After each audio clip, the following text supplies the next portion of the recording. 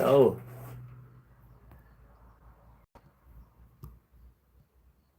let me change this a little. Automatic translation feature off. Okay. Nice. Let's change the angle a little bit here so I can see a little better. Okay.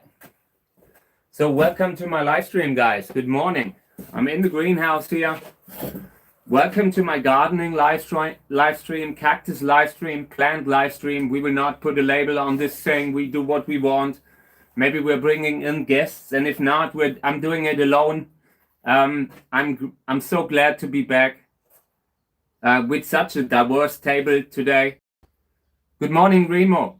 Thank you for being here. Great to see you. Yeah, it's just great to be back here.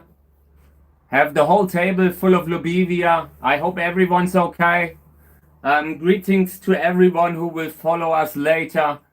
Yeah, and today a lot of Lobivias on the table. Hey, good morning. Thank you for being here. I appreciate it. We're just in the greenhouse here and I have a whole desk full of flowering Lobivias. So today we will discuss a lot of that. We will pollinate. Have a lot of nice flowers on the live stream today, and it's great when you can do that, you know?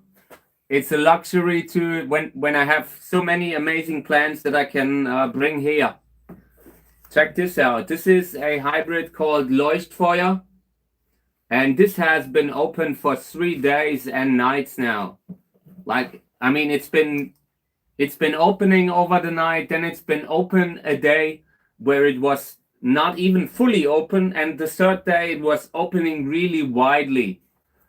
Absolute amazing masterpiece hybrid by a breeder called Rolf Autenried, a German breeder. Yeah, and absolutely amazing flower. I've had that thing yesterday the whole day and I've been carrying it around through the garden. I was like amazed because this is a, look at it. This is a grafted plant, yeah, and following the body of Lobivia crassicaulis. Yeah, and for that, this is just amazing. Like the flowers are big for that. This is a masterpiece hybrid. And the color is so nice and warm. I have filmed at least 15 videos with this thing, and I will show that later. I will upload the whole day. I have filmed so much yesterday that it will take me a while to upload it all. But yeah, we will have a lot of stuff today, a lot of pollination. I have a lot of insects that are coming here. But yeah, we will see, you know. Luckily, I'm not a commercial breeder anymore, so we will just have fun here with the flowers on the desk. And I will discuss every plant separately. We will take time for everyone, and we will also pollinate, okay? Always happy to take questions if you like. Yeah? And apart from that, it's great to be back. Thank you for being here. Greetings to Pear, who's often here. And yeah, we are just starting off now.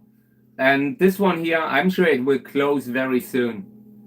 It just must get to the point where the flowers close up again. And yeah, maybe we can use it for a few more crosses today. There could still, some pollen could still be on there. I collected pollen yesterday, but I definitely, you never get it all. So yeah, we will get a little bit of that here. Then I have an amazing flower on a hybrid that barely got through winter. Like this winter, a few plants got a little too cold. So I almost lost that plant. And I'm very happy that it had recovered because this is a very nice flower. This is an incredibly nice washed out red. It's not just red because I noticed that it might look red, completely red in the video. But in reality, this has a nice fading. Really a good hybrid. And I want to use that today. Not sure for how many, but this could be great as a fodder to just bring in that fading, that washed out kind of color effect on the plant. Yeah, then I have Lobivia hybrid Dessau here. Dessau, Hartmut Kellner is the breeder. Absolute masterpiece, and it's a rather unspectacular flower. but it's just so useful as a tool in breeding, in hybrid breeding, that, yeah, it makes it worth it. So we will pollinate that one, and that is one of the candidates for that washed out fading that I discussed, because this here has strong contrast. If you can kind of change that in a way that you have more diversity in the color, that could be great. Like that, if it's just purple or if it's just magenta, then it's a little boring. It might look a little boring. We can really use the amazing genetics that are coming from this hybrid and use them in a way that makes the hybrids better, that makes the offspring better. So yeah, we would do that. We would try that today. Then I have this one here. Then I got this one on eBay. A plant that I only got as Lubivia Laui hybrid. I'm not sure what it is, but it has a very beautiful flower. There is one Billsdale hybrid that looks a little bit similar, but I think it's not the same, identical. It could be maybe offspring of it, something like that. But when the flower is open later in the hot greenhouse, this one will look amazing. Like when the flowers are fully open, you can take amazing photos or videos with it. Oh, by the way, I want to talk about the time lapse that I'm filming right now. So the Hilde Winterer has finally opened. Yesterday evening, I was just filming something else and I almost missed it.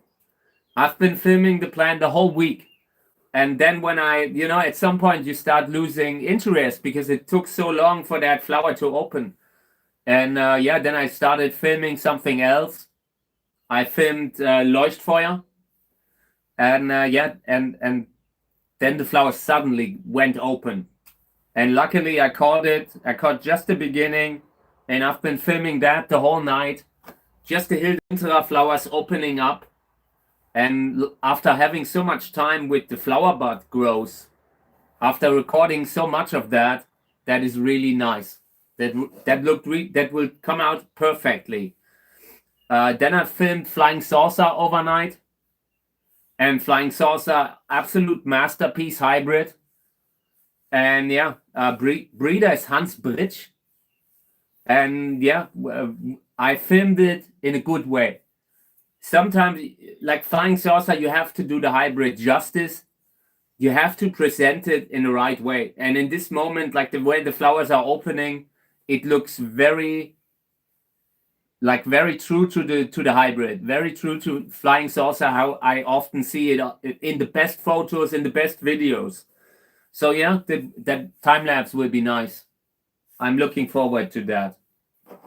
So yeah, let's see what else. Yeah, this one here, the yellow one. This is one that I almost sorted out already because of the skin problems that it has. I think it needs a lot of treatment. This will need a good couple years of treatment to get nice again. It has bad scars at the base here. Probably from a bad spot, like when you have a plant in the greenhouse and it's surrounded by bigger plants. That is something that's generally not good. And then you can have these humidity pockets where you have skin abnormalities and that kind of thing. So yeah, that plant will need to be in full sun a good 2 years before this will be fully okay again. And yeah, but the flower is nice. This is a nice yellow. Yesterday I said a few times, good yellow is hard to come by. And yeah, that's true here too. So this could be useful and I might really keep it. And if I keep it, it needs to go in a bigger pot, needs to get new soil, to make sure that it has everything it needs to grow out that skin problem. So yeah, and I haven't decided if it would stay or not, but that is one of the candidates for yellow this year that I really like. This one here, and the one directly besides it here, the other one. That is the Fatari hybrid that I showed yesterday. Reinhard Liske is the breeder of this one. Yeah, and I like both. I might keep both. Hey, good morning. Welcome to the live stream. I'm here in the greenhouse and I have a lot of lobelia on the table, on the desk here. And we will pollinate them all. But it's a really relaxed kind of pollination here, what I'm doing. There are a few hoverflies buzzing around. I don't care. You know, we're just having fun with the plants here in the greenhouse. Yeah, and this is one of the better ones. I like this one. Maybe we're using that as a fodder. Here's the Lobelia winteriana hybrid that we need to clean up from the oxalis. So maybe let's do that first because I really want to get that plant out of the high oxalis.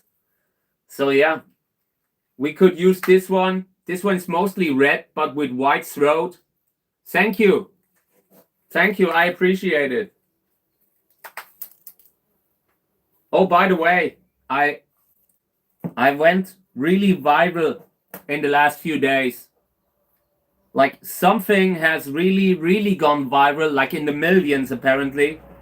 Yeah, and I suddenly had, like, since yesterday I got 100 followers, just since yesterday. Not on YouTube yet, but it's also kind of coming up on other platforms. So yeah, that is amazing. I'm happy. I keep criticizing when they're not showing that kind of stuff on social media, and in this case they're doing it, and I want to mention that. Thank you. Yeah, I mean, I've seen one on Instagram that had like 650,000, and that was yesterday. It might have grown. That is amazing. I mean, I'm proud, you know, because it brings visibility to a hobby that is really nice, that they should show more often, you know.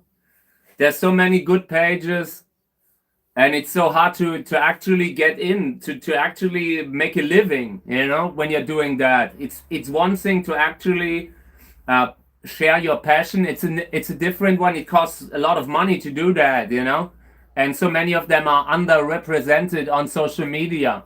So many people with small profiles that are barely growing. So I'm glad that they are now seeming to want to do different, you know, want to give more visibility. I hope that me doing this, me being so loud, has positive effects for others. That will take 5 or 10 years to actually get where I am now, because I've started 20 years ago or so, you know, like I think I started being on Cactus forums 25 years ago. And I've been on Facebook for a good 15 years before I really had an audience, you know. And it's a long way, and a lot of them give up. A lot of them can't hold out because it also costs money, you know. That everything has become more expensive. The soil, the pots. It's an expensive hobby, even if you just approach it as a hobby. And yeah, it's nice to see that they are showing that. And the videos are great too, you know. Hey, Pear, good morning. Thank you for being here. I was a little earlier today.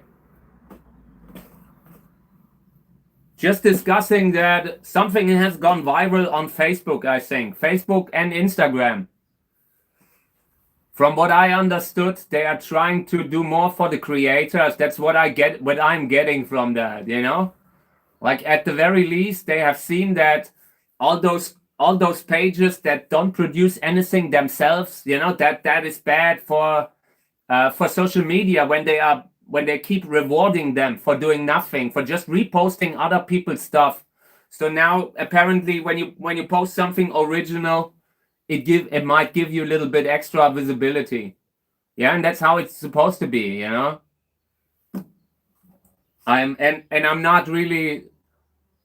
A lot of the pages that are starting reposting something, they will eventually do something themselves, you know. It's not like, sometimes it's just a development process, but I think it can be that they are rewarding repost pages more than the actual creators that are doing these things in real life, especially now that it's getting easier to fake it with AI and that kind of thing, you know. So yeah, I have a lot of flowers here. And we will pollinate a little. We'll discuss everything separately. Hope everything's okay, everyone. Hope you have a great day. I will do my best to make a nice live stream. And I really love the diversity that we have here. All the kind of different hybrids. So this is a hybrid between Lobivia winteriana and anemone. A Wessner hybrid. I think Willi Wessner, the father of Andreas Wessner, is the original source of anemone, but I'm not entirely sure. I just know that someone had corrected me once when I said Andreas Wessner.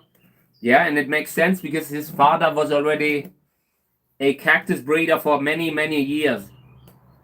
Yeah, and in this case here, Lobivia winteriana and anemone. The flower is red, has a nice white throat, but it really doesn't get along in this kind of camera setting. I recently put a protector on the smartphone display, and I feel like it might take away a little bit of the brightness of the quality of the camera. So I might actually check, I might actually get me a different one if the videos don't look good. Yeah, I mean, the thing with the shorts is definitely one thing. The audience today is just different, you know, and that is not entirely a good thing, you know, because now that everything is geared more towards short content, it decreases the mental, you know, it's kind of bad for your concentration, for your focus, you know, when you only watch that short form content. But yeah, it succeeds. It's just people today, they see so many different things all throughout the day, that you have to kind of reduce it a little bit, dilute it a little bit, you know.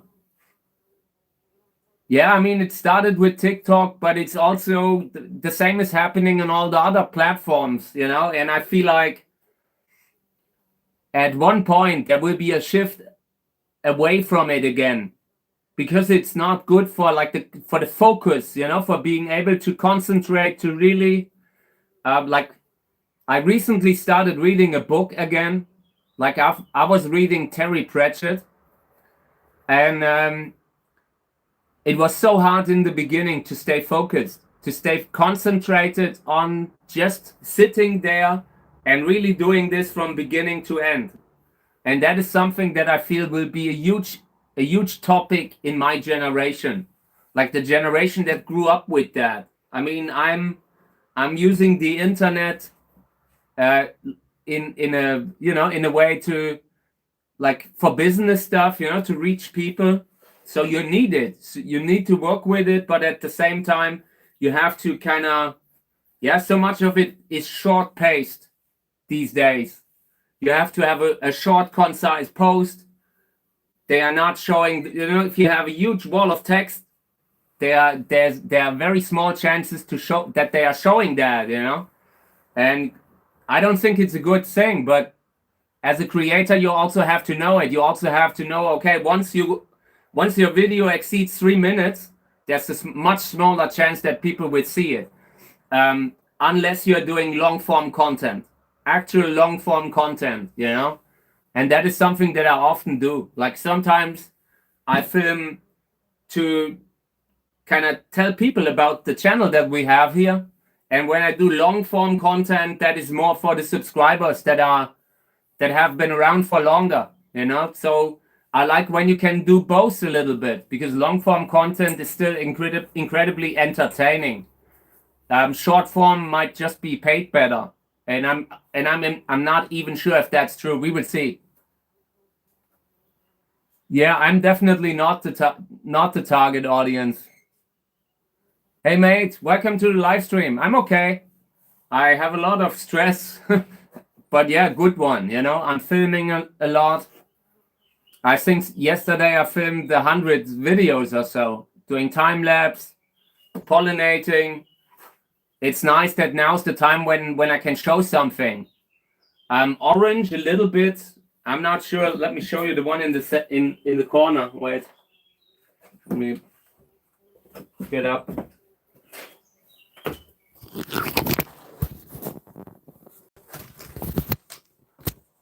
This one is maybe, it might have been a little orange yesterday.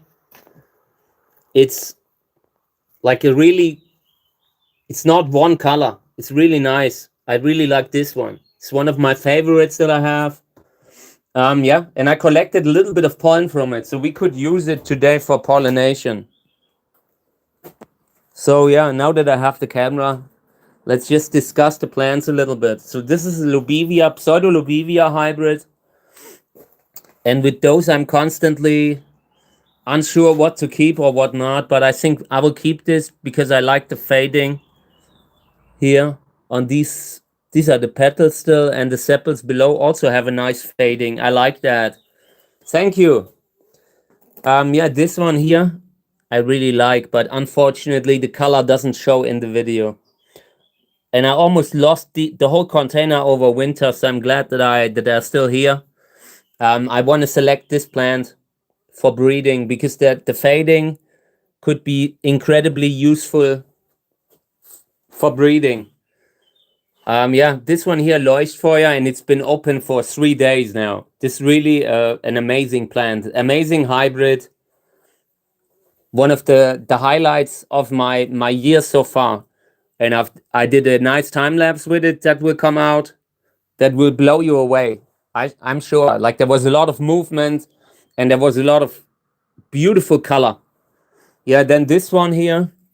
Yeah, this is kind of nice. Also Lobivia hybrid. Think I will keep this one. This is a Lobivia Laui hybrid. At least that's what I got it as on eBay when I bought this. Yeah, and when the flower is fully open, it is super nice. Then the one behind here, you see the white throat, that is useful for breeding. So we could maybe combine something with Dessau. I want to maybe utilize this one today. Have these nice yellows that we could work with a little bit. This one here, yeah, I mean, it's a little disappointing. The one behind it is a, what was it? Forma Trichocereus lobivioides. Echinopsis lobivioides, you know, they were moved to Huasha, like to Echinopsis Huasha, Sörensia Huasha now. And a friend of mine had a plant in the garden that is amazing, that has super nice flowers, and it looked very different from Huasha, you know. So I wanted to have a look at the body and all. And these are the ones finally flowering, but the flower is so tiny. Either by hybrid breeding, maybe the father that pollinated it had a smaller flower, and that could have decreased the size. Or maybe it's just because the plant's still a little small. We will see.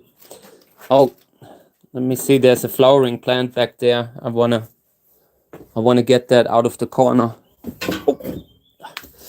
It's not easy here, especially not for me. So I wanna. Oh, there's a spider web. I don't wanna remove it if there's a spider web there. I don't want to make the spider homeless, but I will have to keep this flower. Like, I can't lose the eye of it, you know. I want to see how the flower is to know if I want to keep it or not, if I want to sort it out or not. I think this is one of my own hybrids, so I'm really invested here. Good. Yeah, and this one, a hybrid by Uwe Kahle, KA 2011. 56-1, that is the cross number. Inside I'm filming Flying Saucer and a Hilde Winterer. This one's opening up very soon. Could be a candidate for time lapse, and the flower bud color looks really interesting. We could do this one. This is Pseudo Candicans. Yeah. There's so much different stuff that we could do now with the time lapse. Let me see the other greenhouse. Yeah, I just wanna make a decision what we will film. We have to really make good calls. Flying Saucer is still filming today, and I think it will still film another day, but the Hilde Winterer might end maybe today. I would really love if it would end today because I've been filming that for a very long time now. Yeah, and I think this is Flying Dragon Cantora. That's opening very soon. Here, this one's open, still open after yesterday. It's not a good sign when the flower is still open the next day and you have pollinated it. It might actually mean that the pollination failed. Flower is really perfectly open, you know. That's why I really think whatever pollen I put up there, it wasn't enough. So then I wanted to show you this one.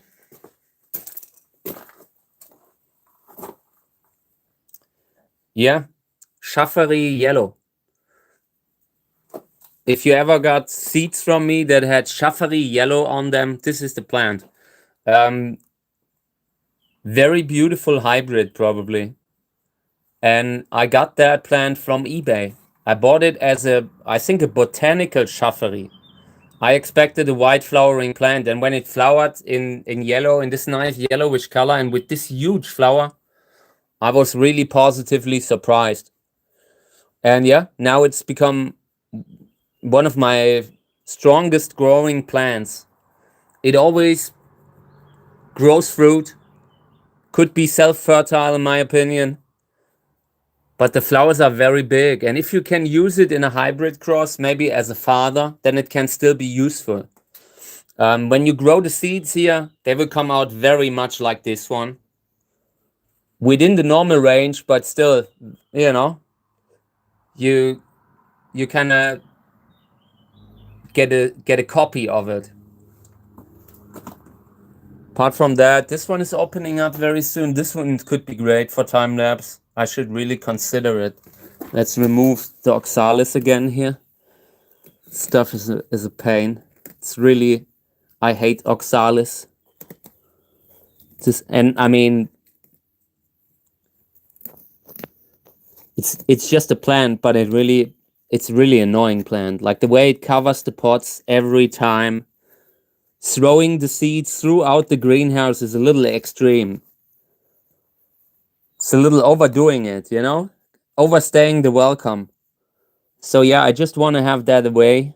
I don't want to have a jungle at the roots, especially not when I bring that plant inside the house.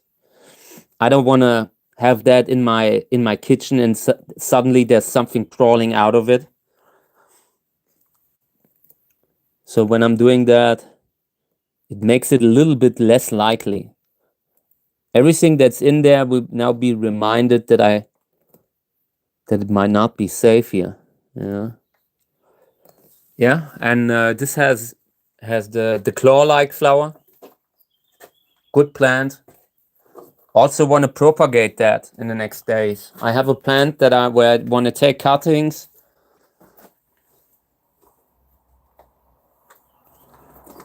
Mysterious cactus of the forest. Oh yeah, we need to keep an eye on this.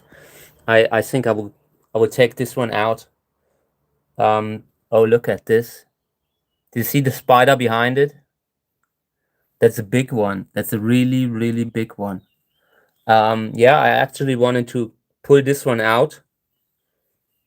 Yeah, I think I still need to do it. Do you think the spider will understand? I mean, it might damage the net a little bit, but there's so much net. Let me see. I will try to get it out. Maybe we can get it out with the little grabber here. So first I need to move this one. I think this is Flying Dragon Cantora. Okay, now let's see. I don't know. No. I will leave it like it is. I will leave it like this. It's the spiders now, but when this thing opens up, I need to really take photos, need to take videos. Yeah, you think? Okay. Let me see if I can pick it up. Ow, ow, ow, ow. Oh, come on, man. Okay, this was perfect. This was perfect. Okay. I gotta be careful. I have these muscle problems. I will drop it. Okay, let's put it here. This is nice. Oh, this is nice. Let's have a look here. And this plant was really in a bad shape.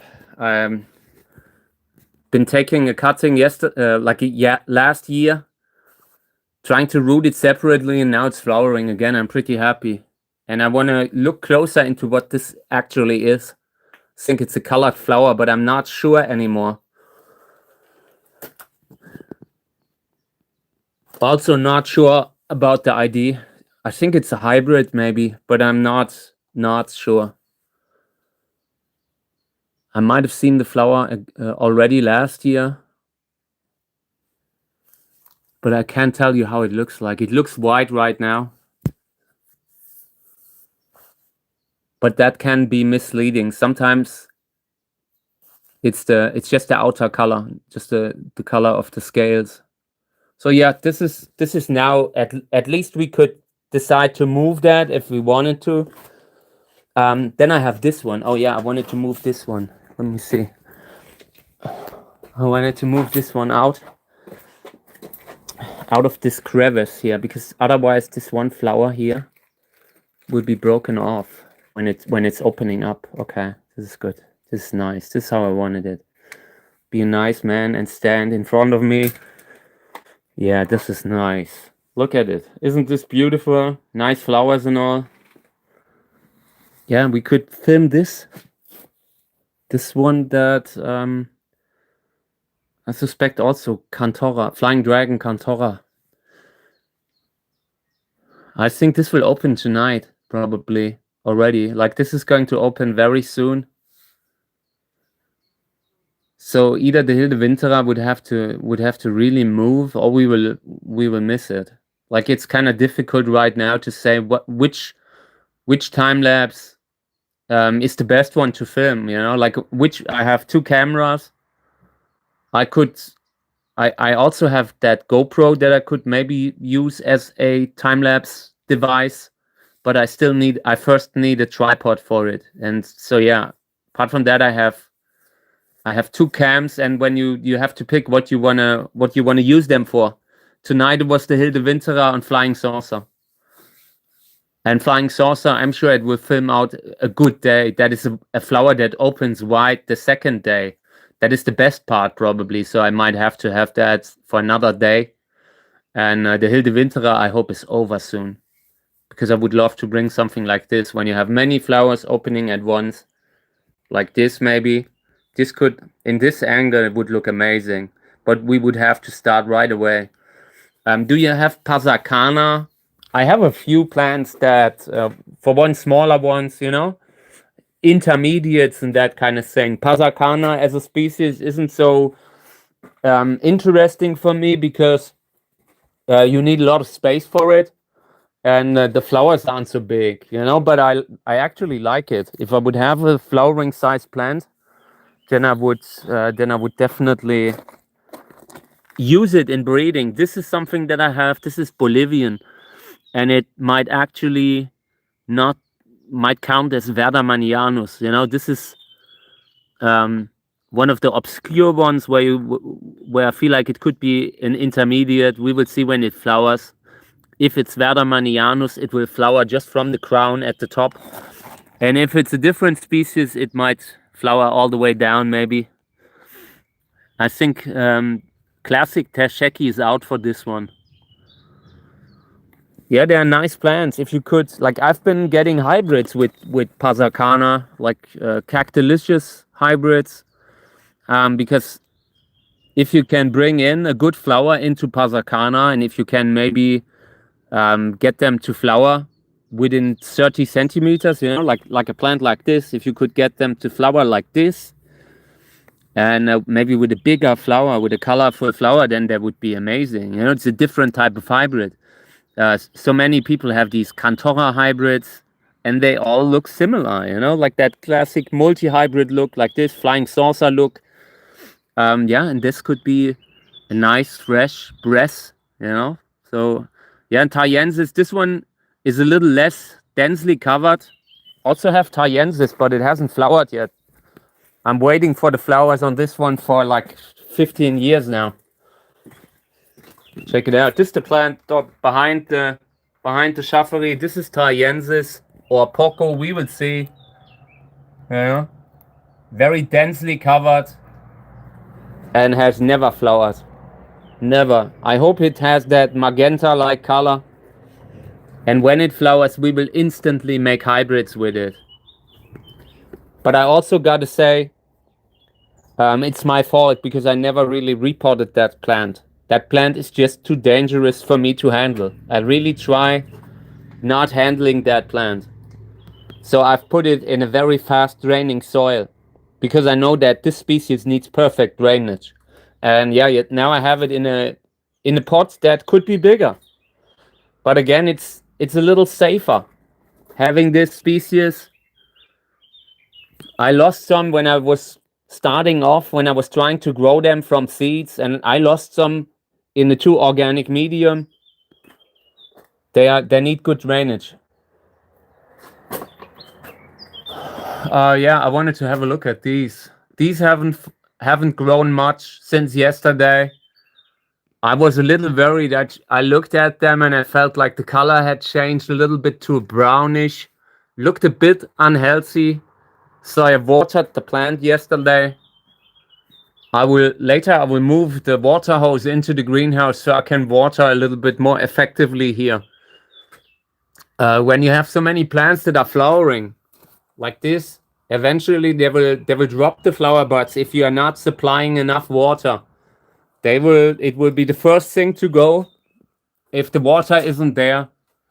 So during this time, it's really important that you water consistently. Also for growing the fruit later, yeah.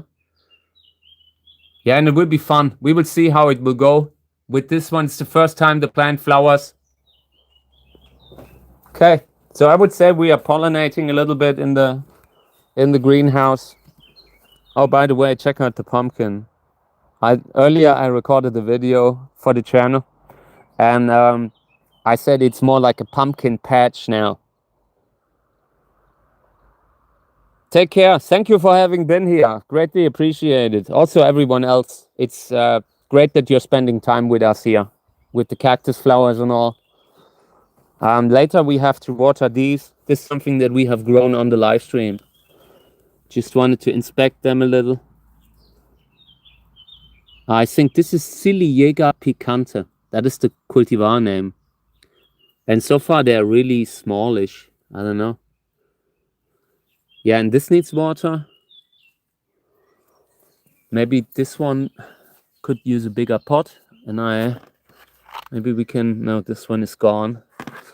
I tried putting a little hole into the pot and it came out differently. Okay, look at this. Isn't this nice? So yeah, and now we will pollinate in here. I love when the lobevia are opening up in the sun. Check this out. This is really good. It's a really nice site. Like this morning, I was just recording the site because it's really nice right now working here.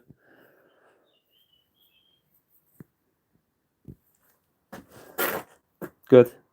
So yeah, let's get started. I will put the camera on the tripod again, and then we will pollinate.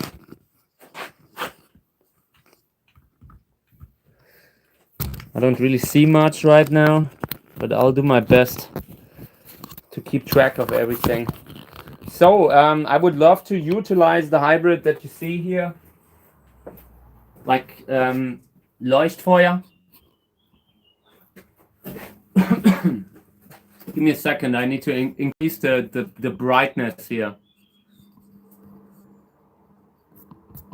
Oh yeah, this is so much easier now. Okay, now turn it around. Nice. This is it. I felt like, what? Why am I not seeing the flowers? I've been talking about the flowers for a while. But yeah. So I'm back with the flowers here, and let's start with Dessau. So this Lobevia hybrid Dessau, we could collect pollen if you want. Because Dessau is a good hybrid, very useful for yellow. But the bad thing that it has small flowers. That is the negative side of it. Having the small flowers that that hybrid Dessau has. Yeah, sometimes when you're using it, you get offspring that has beautiful color, but has small flower. So yeah, but we will still collect a little bit of pollen here. Maybe we can use it. But looking at this, looking at what I'm seeing here, I think we are just too late. A lot of insects have been at them, hoverflies that are circling around the desk here. I think this is nothing. We can leave that alone and we will just pollinate it. So in order to increase the flower size, I would love to use something that I've had on the live stream yesterday. And it's a hybrid with Charm, a Sörensia telegona hybrid. Yellow flower, relatively big, and is a very strong, dominant kind of plant. We could use that one, or we could use Schaffery yellow. Like the Schaffery yellow that I have, that I've just shown you earlier in the live stream, we could use that as a father here. Because this is the kind of color that can produce the magic. But we would have to increase the flower size, and we would have to go away from that just contrast to more other, bringing in yellow could have a great result here. So yeah, maybe we could use Schaffery yellow or some of the yellows that I have on the desk here beside me.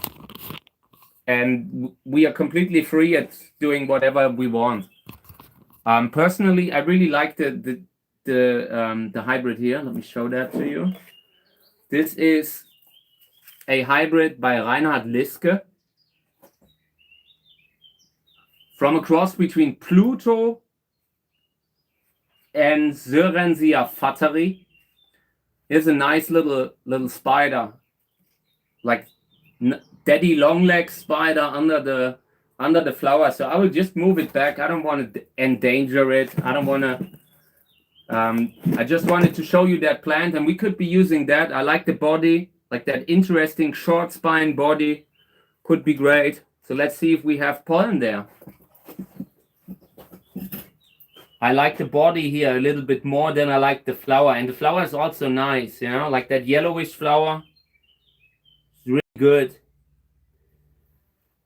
Yeah, but that one opened 2 days ago, and by now there's barely any pollen left. We'll pollinate it with that one, but the chance isn't so great. The longer you wait, the less likely there will be enough pollen for pollination. The insects that are flying around, they just love that stuff. Yeah, and the hybrid here is called Dessau, named after a German city called like Dessau, like it has the same name. Breeder is Hartmut Kellner, and also the breeder of Wörlitz. Thank you. It's a little hot in summer, but for now it's okay. But I'm not sure if we can stay here all summer long. Right now it's just it's already heating up in here. But yeah, it's fun. The flowers are opening up, Nice bright spot here.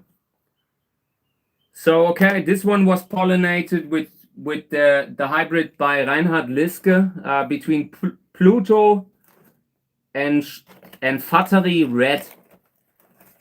Ironically, the flower is yellow, but that's what happens sometimes. You never know how the offspring of the seedlings will flower, like how the flower will look like. Sometimes you are growing something from seeds where the mother had a yellow flower, and the offspring has a different color. It happens. So let's put a label around it. Just want to put a hole in this thing. Then I'm wrapping a little wire around the tube of the flower here. I already have one that I prepared. Just a little piece of wire to get a label on the flower. That helps us to keep track of everything, because otherwise it will be totally chaotic. And I don't want to have too much chaos. Like a little bit of chaos is the magic. It's the spice, but too much chaos is starts being annoying. So yeah, I can't find the hole. I can't find where I put it in here. Let me see.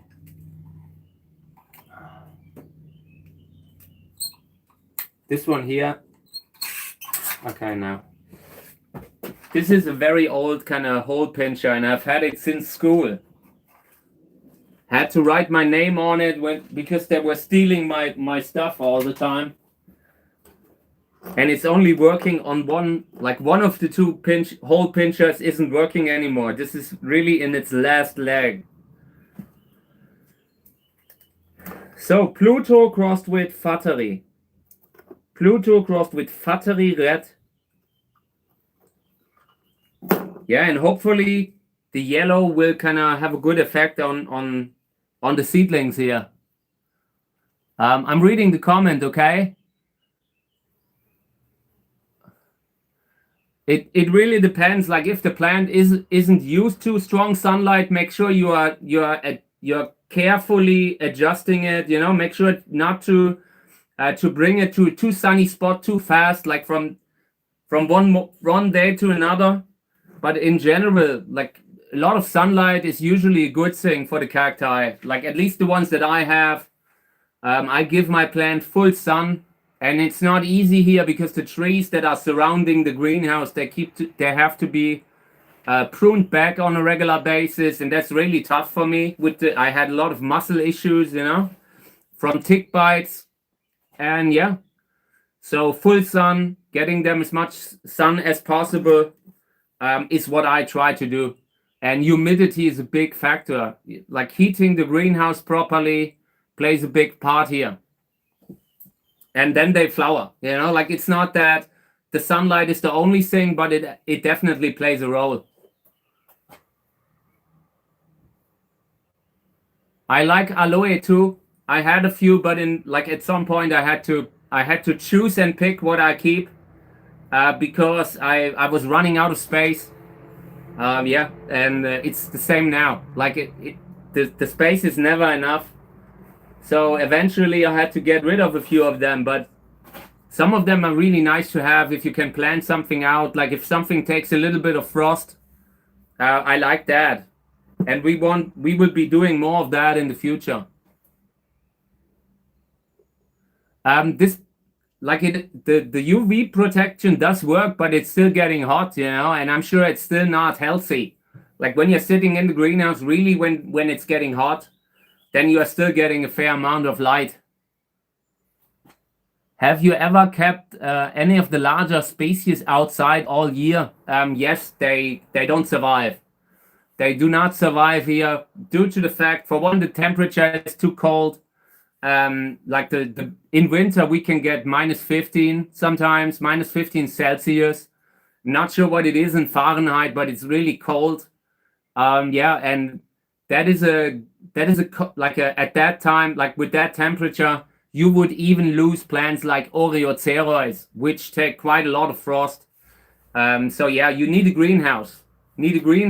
Or something where you can heat, where you can keep the plants in and heat it, like a winter garden. You can plant out something like Opuntia, you know, like a Opuntia fecanta, like that American Opuntia, with that nice yellow flower. You can plant these out.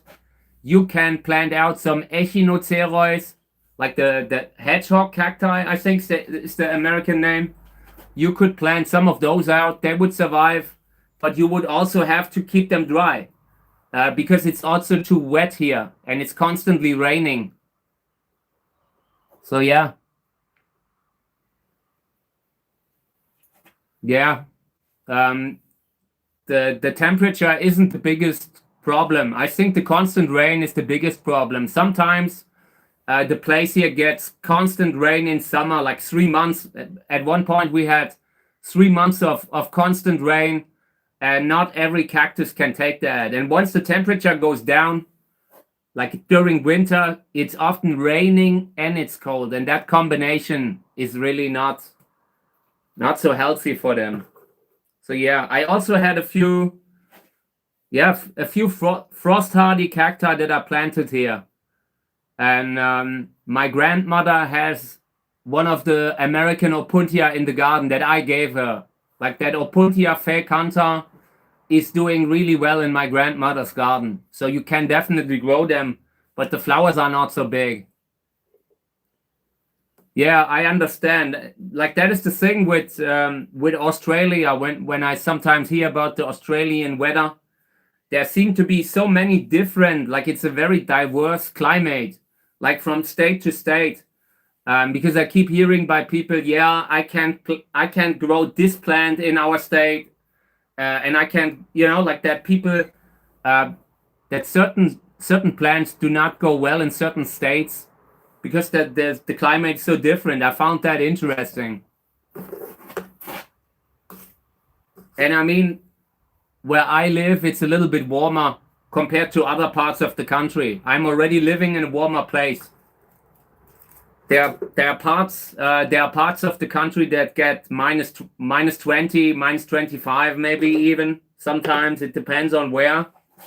But some states get really cold winters here too. So yeah, pollinated with the Fatari hybrid. Let's put that one aside.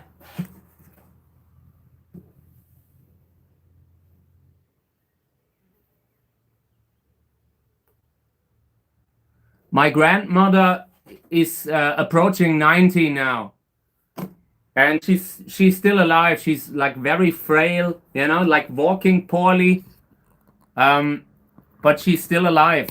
And yeah, my mom is taking her all, like she's constantly driving her around, and yeah, she has good genetics. I wish I had that, but yeah, I'm glad that she's still here. Like she has told me a lot of stories from the last, how life changed over the last maybe 80, 87, 86 years.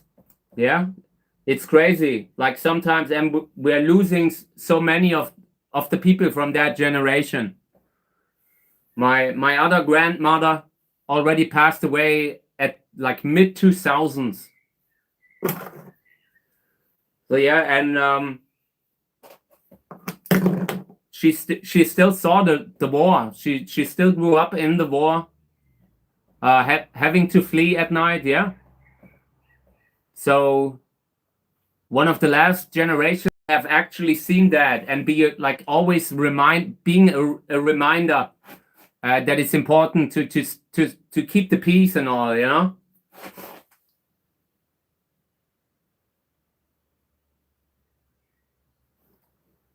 Yeah, we are constantly, like right now in the cactus scene, we are losing a few really good breeders that have been added for a long time. I keep saying that with people like Misplant, like Misplant has been leaving so many amazing hybrids, and he I'm not sure how long he wants to do that, continue doing so much work, because he's been really prolific, losing a lot of people in the cactus hobby too. So yeah, so let's have a look at this one. This is a Pseudolobivia hybrid that I grafted, and they can be great. From time to time, I have really good ones. And I think this is one of the sisters of a cross where I had an amazing seedling, amazing quality. So I grafted another seedling to see if that one has a good flower too. But this one is way behind the other one. Yeah, that's crazy. That's really crazy. Yeah, and with the UV light, I'm sure we are getting more problems with that too. I'm constantly, like, because I'm outside now, filming a lot in nature, I really have to be careful that I'm not getting too much sunburn and that kind of thing. You are constantly exposed as a gardener. So yeah, a lot of UV light in the air. So what will we do with this one? So let's discuss the options, okay? We could pollinate it with Leuchtfeuer. Let's measure the flower because I find it very small. So let's measure the flower to see if maybe that thing is even worse keeping. Like this is 8.5 centimeters. I'm not sure if I want to keep that, to be honest. Probably not. So yeah, but I'm sure this could be great for breeding. It's not that this is a bad plant. It's just when you have such limited space, you have to use it for something else. You can't keep the kind of medium quality that is okay and can produce something great, but often doesn't. So yeah, we have to really sort that out probably. I would still pollinate it. We can pollinate with Leuchtfeuer. That's this one here. Really good flower. We can pollinate with this one that has the washed out kind of thing. And that one has real potential to produce a good quality flower. Just by bringing that washed out, faded thing into here, if the offspring has the same size, but has a very nicely colored, nice, unique flower, then the size doesn't matter so much anymore. Like right now, we have that mid-range kind of flower color and a small flower. Both together is a little bit too much. But if I would want to pollinate that to improve it, I would either try to pollinate it with something really huge, like that Charm hybrid, like that Sörensia telegona hybrid, or something like a Hilde Winterer, or something, yeah, that just makes the color unique. So yeah, for me right now, the choice is in between this one here, Leuchtfeuer, because it was so amazing. It stood out dramatically from everything else. Yeah, this one here because of the fading. And yeah, we have Schaffery yellow. But with Schaffery yellow, I don't know. There's a high chance that, I don't know. I'm not sure if Schaffery yellow is the right parent, the right partner for this flower. Oops. Yeah, so let me see what I have here. I have brought pollen from inside. Pollen of Leuchtfeuer. Yeah, in Leuchtfeuer, the flower is super nice. It could improve the quality of the flower dramatically. But it's also, I don't know, a little bit similar. Not completely. The flower color here is better. Yeah, but I think we need something different. I have something in mind. Let me show you, okay? I will take the camera and we will go to the different flower that I have in the other greenhouse. I didn't want to move it because it was full of hoverflies that really loved it. Didn't want to make the hoverflies, like, didn't want to ruin their meal. But yeah, we can get some pollen from it. There it is, the hoverfly buffet. So let me try to get a little bit here. Yeah, there's still a little bit. This flower was full of pollen. These little ruffians have stolen the pollen. Yeah, I left it out for them. So I don't want to blame them. But we would pollinate with that because it has that nice yellowish, whitish throat that I would love to see in this flower. You know, that I'm not seeing in this flower. So let's pollinate this, okay? Nice. So now this has gone from something mid to really a nice kind of nice cross. Now that I'm looking at it from this angle, like let me show you this thing in the shade. Maybe the shade shows you the color a little bit better. Yeah, this is nicer to actually show the color. Like in the sunlight, everything looks the same. So this is an interesting kind of parentage, you know. This is one of these 18A 2000 hybrids. And I made a few crosses with that. And this one is could have good genetics. You know, looking at the flower, this is something, just looking at the flower is a little bit boring, but this is a sister of one of the best plants that I have in my collection. So I consider to keep it because it might carry good genetics, might be very useful for breeding. So yeah, and we pollinated that one now with the one that I've just shown you. Yeah, we'll leave it out, I think. Leaving the pollen to the animals, to the insects and all. I don't need it. I don't wanna pollinate with it probably. Let's see if there is. I want to see if we even have pollen, because that would be a bad trait if that's not. If there isn't pollen, that would be something that I wouldn't want to see. It would be a trait to avoid. Oh no, it's okay. There is a little bit. Yeah. Yeah, okay. I mean, let's put it aside. I have the pollen on the brush in case we decide to use it. And the rest can the hoverflies here enjoy. Okay.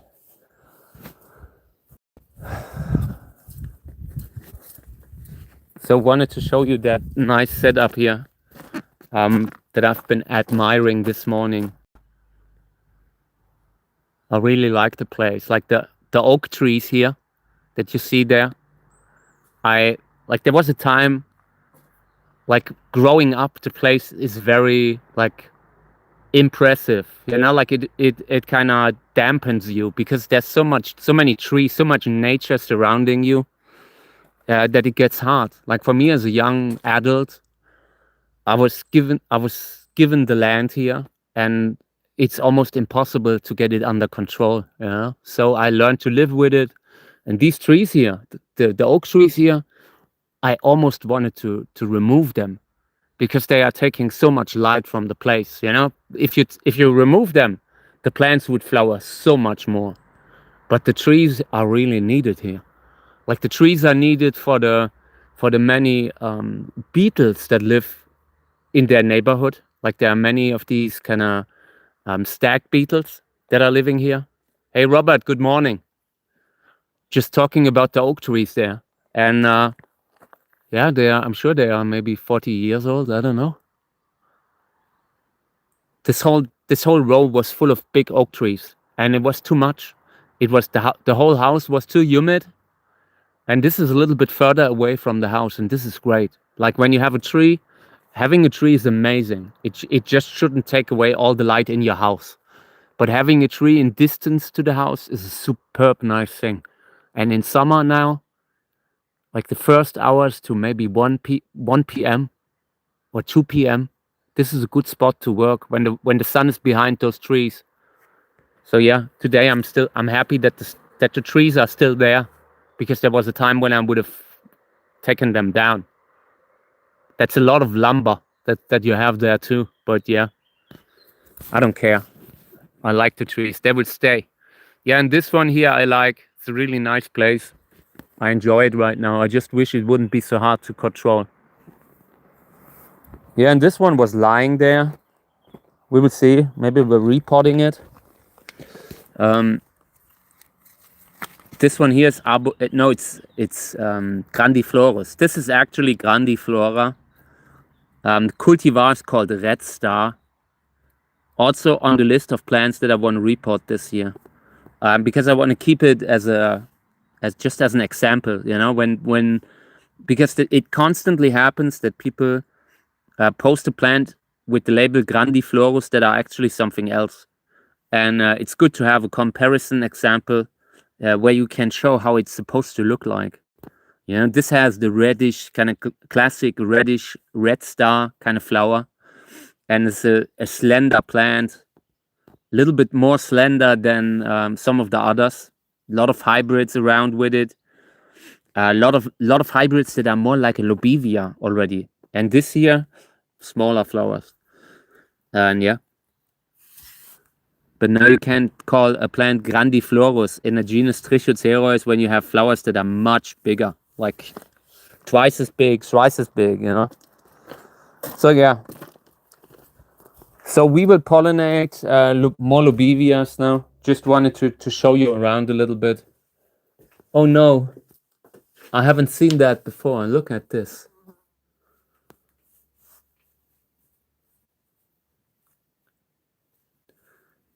It's really hard to be a kind person with snails and slugs. You know, these guys are really overdoing it.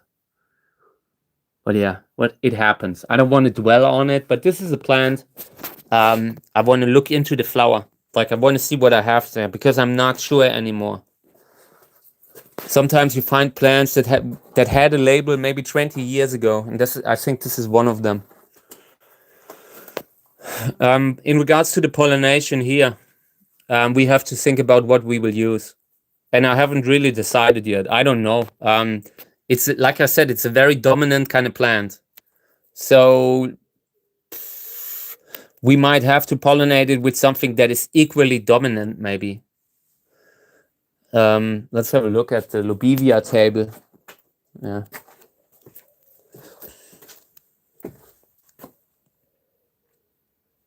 Yeah, and this one is definitely, like, the pollination has definitely failed.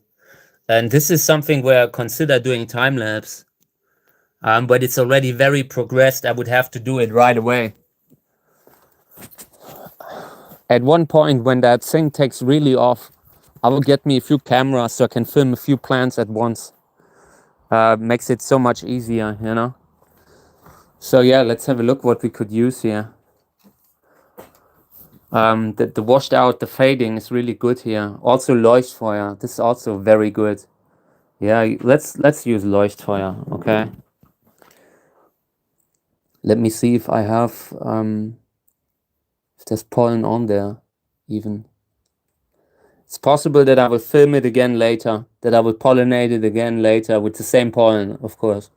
But yeah, with Schaffery yellow, it might be completely a waste of time because it might already have pollinated itself quite a while ago. Ow. I have problems with the muscles. I get stuck at everything. Like, I constantly walk into the ground. So let's pollinate here. So the cross is Sörensia Schaffery yellow, probably a hybrid by Hofer and Golling. And I'm not sure. I got the plant on eBay, but it looks very similar to some that I've seen from them. This one has a ruffled flower, and I love that about it. But just slight, you know, minimal ruffles, not really something that stands out, but it's a nice subtle touch. Yeah, and this could be great fodder too, so we have to collect pollen. I think I will get me the tripod, and then we are collecting a little bit of pollen there. Yeah, and the fodder, Leuchtfeuer by Rolf Autenried. It's the plant that I have on the desk. Definitely one of the best hybrids that I have ever seen. Really. The color is so nice and still open. This is third day. I have filmed 2 days in the time lapse. Absolutely wild kind of plant. I love it. So yeah, let me get the tripod. We will take the tripod with us. Also not so easy here, being my own cameraman, and I'm not good at my job. So yeah, I want to collect a little bit of pollen from that yellow because that dominant yellow can be great for plants that only rarely grow a fruit, that are a little bit difficult. You know, I have a lot of plants where I feel like I wouldn't even care what is the father, as long as anybody is the father of a fruit that I get from that plant. Yeah, and for that kind of situation, the pollen is really important. So I will pollinate again with Leuchtfeuer. And it's good that I pollinate because sometimes the plant might be self-fertile, but it greatly changes how many seeds will be in the fruit eventually. Having it fully pollinated can make a difference in the seed count. There would still be seeds, you know, but maybe we can have a few of the seedlings that come after the father. it's still a very dominant plant, and it might always be like that. But if you utilize it as a fodder, that could greatly increase the usability, could greatly increase the potential that you have there to get something interesting. So yeah, let me get a paper bag for the pollen and another brush, and then I will try to get there somehow. And it's not easy. I will try to remove this one here so I can take a little step closer towards it. Give me a second, I will be back.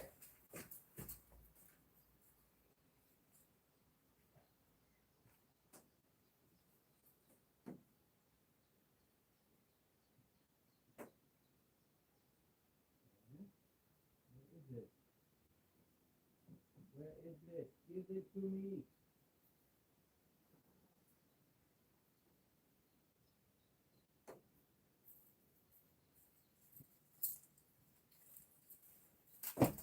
Okay, I have it.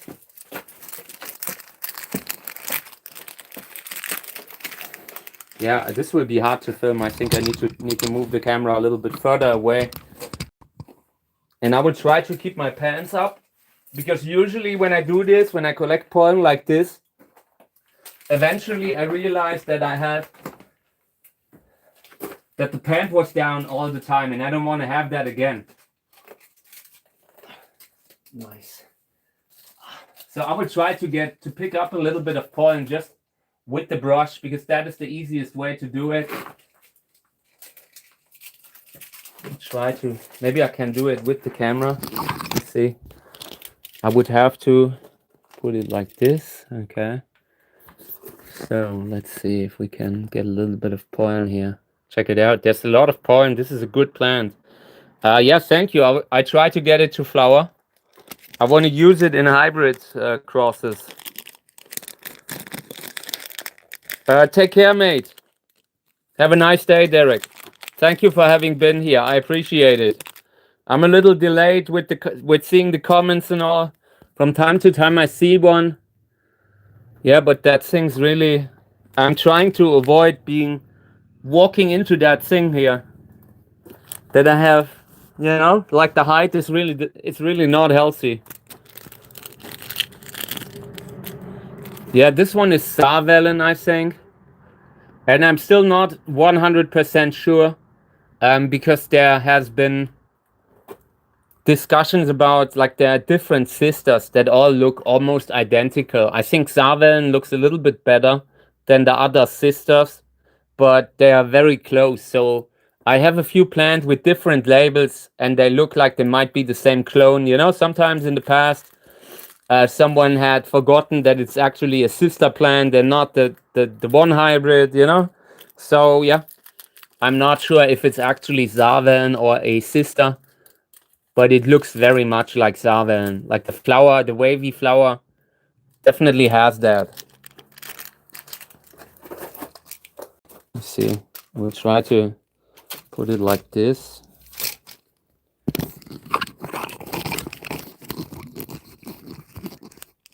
Okay, perfect. Cameraman to the stars. So, and yeah, I want a little bit of that. I don't need much. I just want to have the ability to pollinate the hard to pollinate flowers. Something, if I have something like Bamboy, that is what I would put on there. If I have something like Pink Stripes, that is what I would put on there. Because literally every seedling, every offspring of Pink Stripes could be good. And yeah, but the moment you are bringing that one in, you're also having a substantial risk that it will be so dominant that it maybe outshines the mother. I've had that recently with that hybrid. Like, I've seen a seedling that I've grown from my own cross, from a cross from 2019 or so, and the seedling looked like the father. This one was the father, and it came through 100%. And that kind of, you know, that worried me a little, because that's not what I want. When I create a hybrid, I want it to be a nice mix of both parents. I don't want the same plant again. If that happens, then yeah, you've wasted your space and time and resources to have the same kind of plant again. That's not the plan. Here's the pollen that we have so far, and this will be enough to pollinate quite a few. Yeah, we will see where we go with that.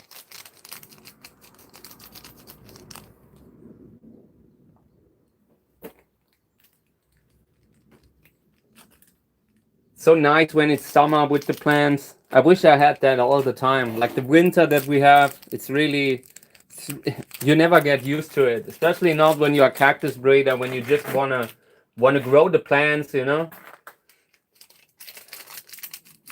I would love to just plant them out somewhere. Buying a nice piece of land and just building something like Cactus Country did in Australia. That's the kind of stuff that's really nice. That must be really fun. Yeah, but also hard work. And you don't get rich from it. At least not in the beginning. Maybe if you eventually can sell a TV show or something like that. But the way to having that place, and it's plastered with a lot of hard work and lonely nights where you're just working, I'm sure.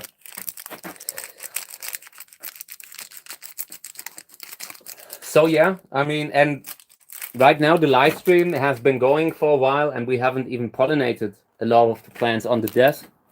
I'm not sure if we can do that today, like all of them.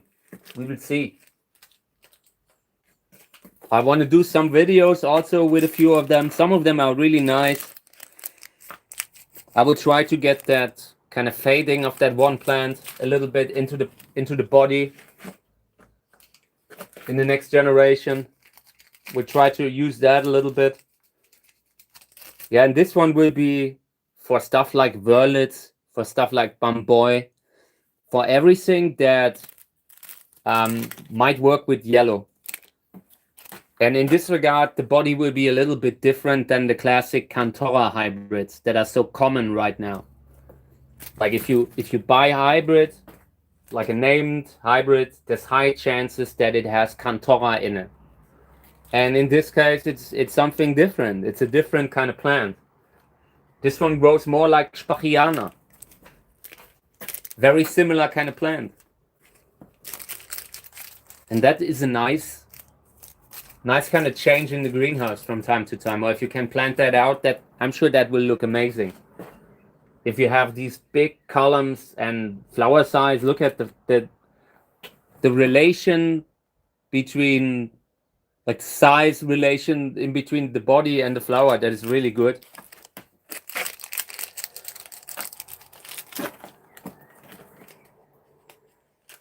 Very fine. Yeah, but again, it's self-fertile, at least in some cases. Always got to say that, because to me it's a negative thing. It can be something positive if you want to have a cactus in the garden that always grows you fruit. This could be great for eating, because the fruits are always so big, you know, because the self-pollination leads to very big fruit. And if you like that, I haven't tasted them. I can't tell you if they are good or not, but they could be useful. You know, like this could be something at the very least, maybe for making marmalade. I don't know. And I can't tell you how they are. Can't tell you the contents, no idea. Look into that before you cook, before you do something, you know. I'm not saying they are good. I'm just saying, like in regards to the size of the fruit, that could be a size where it could be a positive trait that the plant has, you know. There's certain cacti that are grown especially because of the big fruit.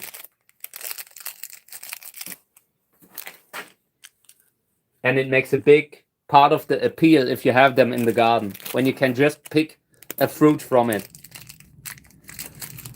If it will be any good is a whole totally different kind of thing. Okay, yeah, I collected pollen here. Check it out. This is enough. The rest will go to the insects. Always giving back here. And yeah, we will pollinate a few lobevia now. And maybe with this part too. This could be useful.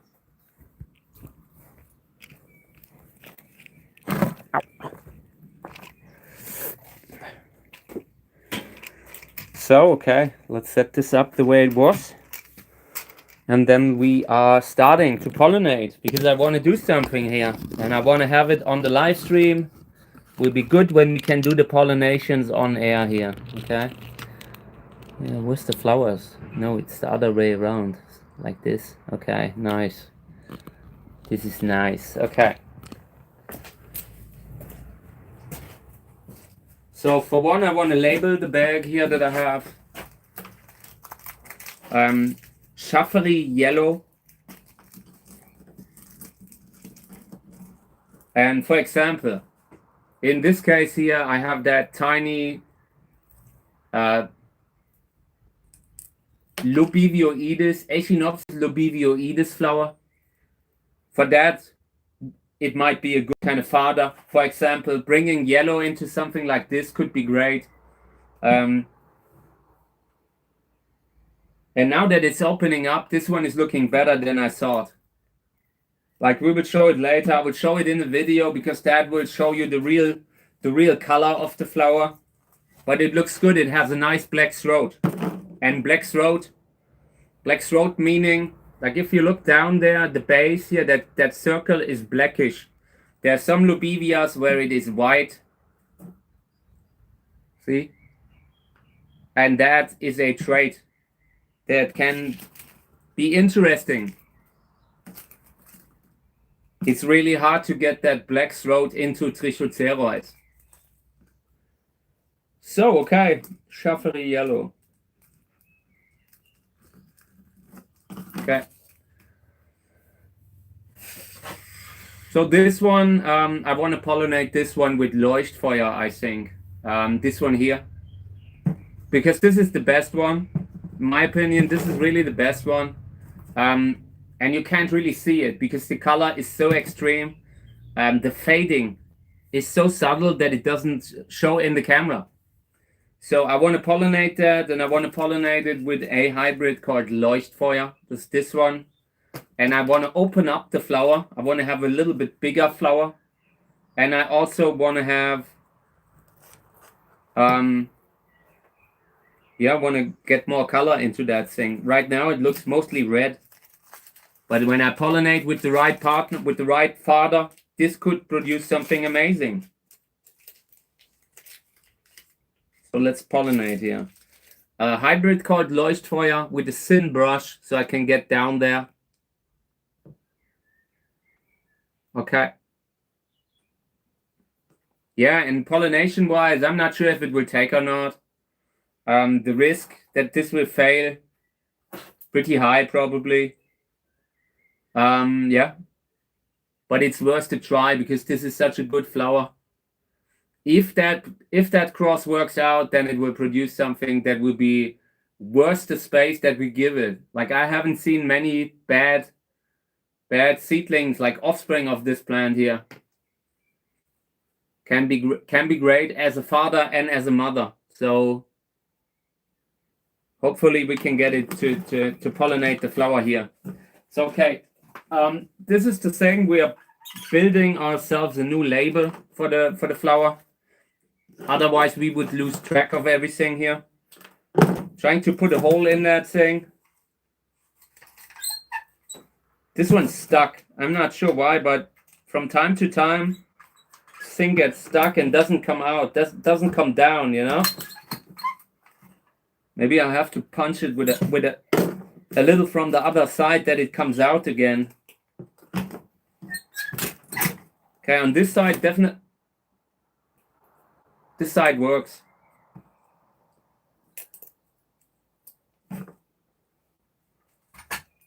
Okay. Leuchtfeuer is a German word. Leuchtfeuer. Meaning something like glowing fire. There's also a word for it, but I'm not sure which one. Like There is a word, specific word for that.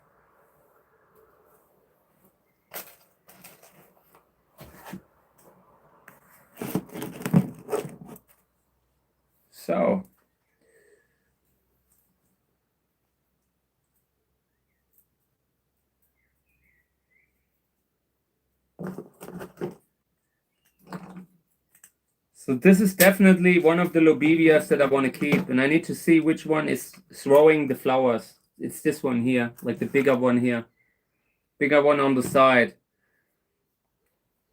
I would love to single that one out. Oh, there's a big spider.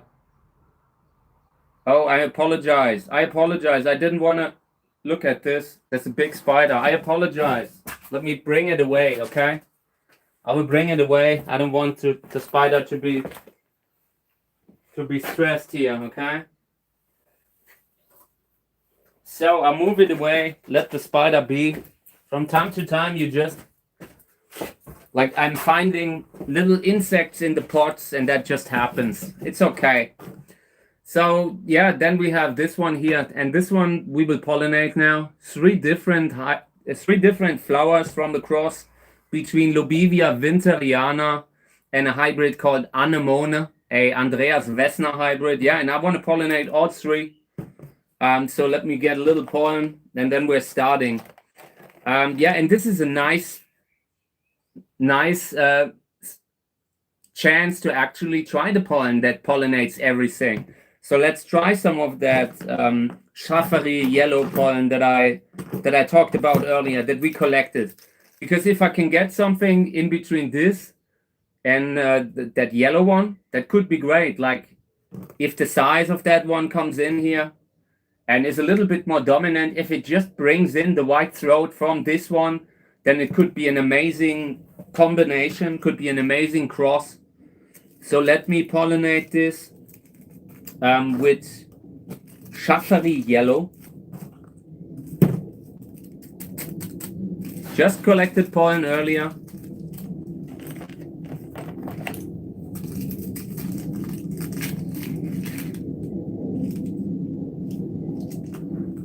So much pollen. This is a really fertile kind of plant.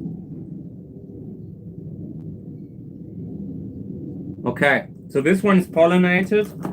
Also want to put a label on it. Nothing that I do should be unlabeled. That's a theory, and in practice I often forget, but I'm trying my best to think about it.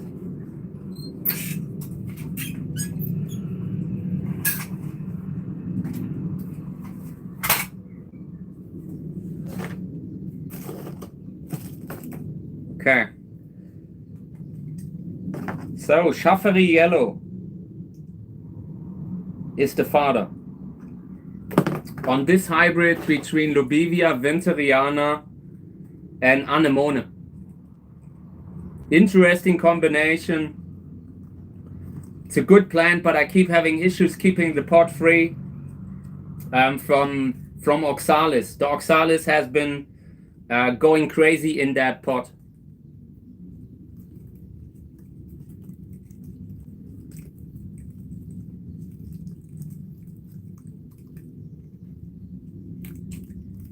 Okay, good.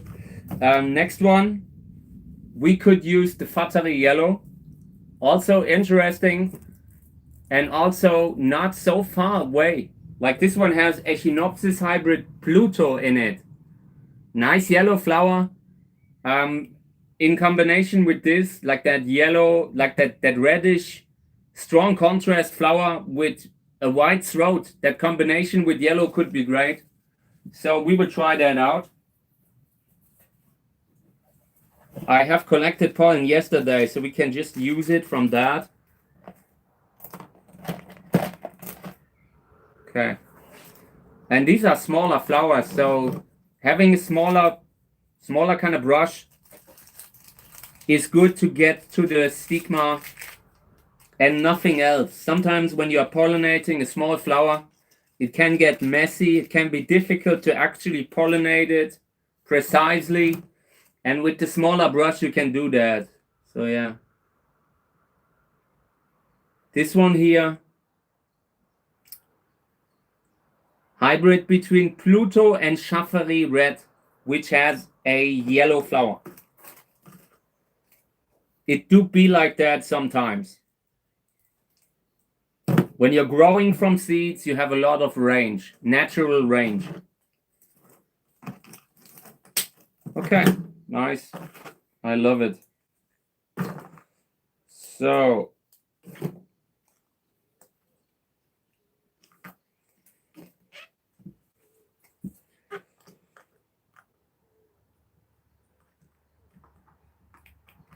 yeah, and that Pluto Schaffery hybrids, Fattery hybrid, Pluto Fattery Red, I really want to keep it.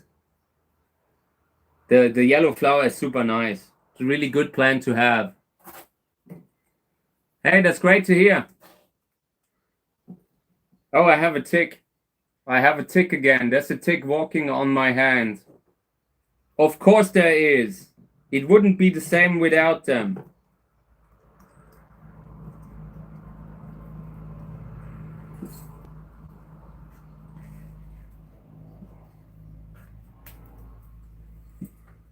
It wouldn't be the same without the ticks that are trying to bite me. Yeah. Yeah, so first light, with first light, I'm thinking about sorting it out this year. I don't have the space for the classics anymore. I want to use the space for the plants that are unique here, you know? So yeah, we might see first light flowering this year, but it's not open yet. So far, I haven't seen it. And sometimes you suddenly, like, it's a plant, you like the body. I have 5 different hybrids that all look like that. So I'm sometimes not sure. And suddenly once you see it, it's such a classic and unique kind of flower. You instantly recognize it. Okay. Yeah, and the last flower here, I want to pollinate with a different yellow kind of hybrid. And that one was called, that was the hybrid with Charm from yesterday. Also big yellow flower. Also very dominant. Very aggressive growing plant. And a different one, this one. So let me pollinate this one here now. Last flower.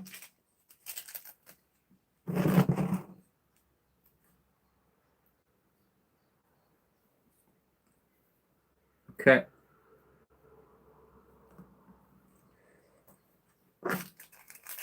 Charm hybrid. Syrensia telegona hybrid. I originally labeled that a Syrensia telegonoides hybrid, but it's not true. It's telegonus. It just looks very similar.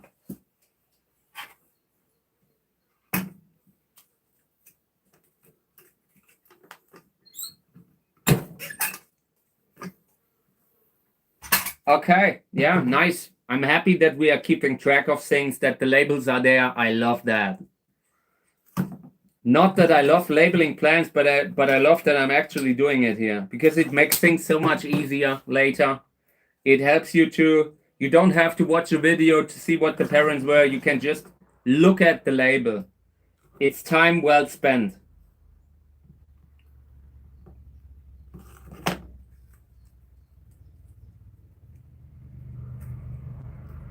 Okay, good. Yeah, and I mean, I will keep that. Needs a full sunspot, and I always have to be careful with the oxalis that keeps coming back from it, because in winter that can be really dangerous when it's suddenly overgrowing the plant, because you're often not weeding out the pots in winter. But that's when sometimes it can be most dangerous with the weeds. Okay. Next one. Then we have this. Is okay. I want to pollinate. Oh, wait. We have a Lobivia winteriana that I want to bring in. Lobivia winteriana, also a species that is very useful for hybrid breeding. I want to bring that one in. I want to bring that in for this one here. So give me a second. I will try to find the Lobivia winteriana that is out in the other green. that is out in the other greenhouse. Give me a second, okay? I'll be back.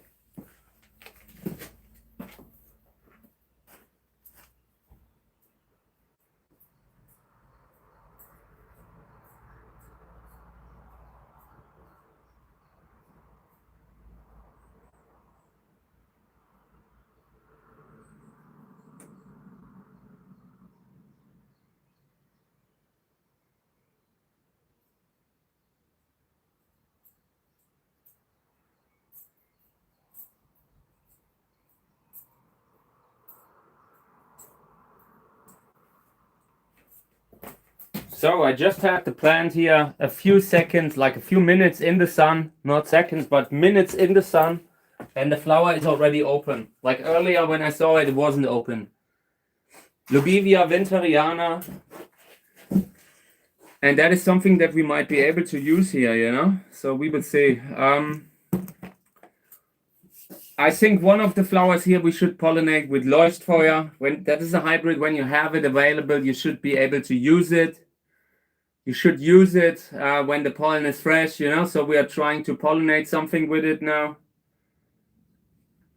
I hope we are getting a few more flowers too. Would be awesome. So we'll pollinate this one with Leuchtfeuer.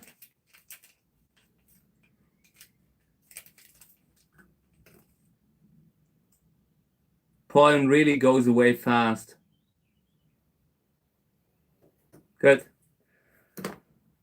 Put a label on it. Flower is okay. It's not great, but it's okay.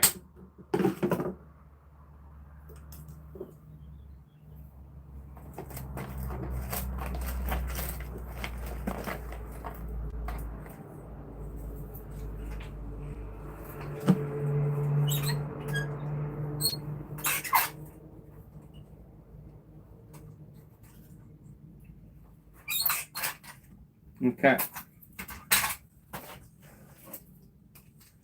So I will split that in two, and then we can label both of them. First one, Leuchtfeuer.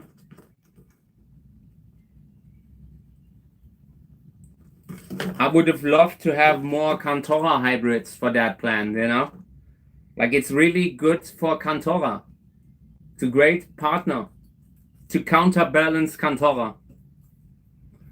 But today we don't have so many of them. The ones that I do have, I already pollinated, and I pollinated one with them. Like that one in the corner, that orange one in the corner, I pollinated with Leuchtfeuer. Yeah. Okay. Good. So in the next one, I could use that. I could use winteriana. Always a good partner for hybridization. If you can bring in the white throat, it will be magic. I could bring in the one with the fading that I've moved away because there was a spider coming out of the pot. Yeah, or I could use the anemone hybrid here with Lubivia winteriana. That one has more reddish flowers and a white throat.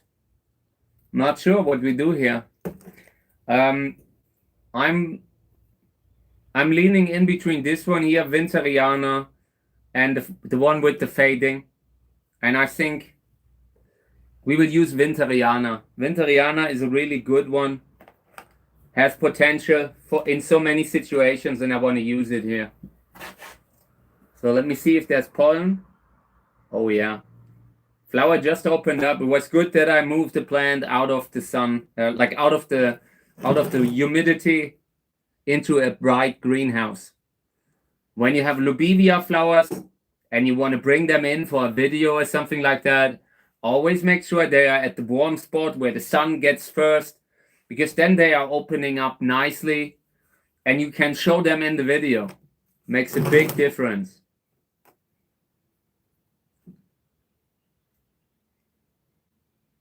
So, okay.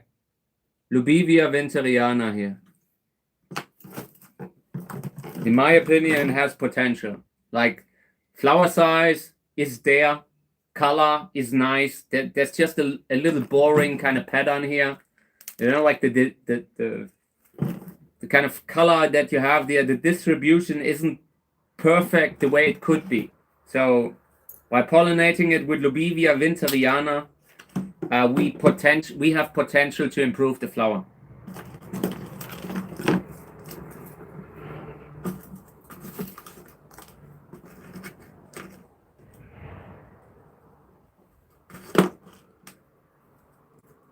So, okay, now we have done something.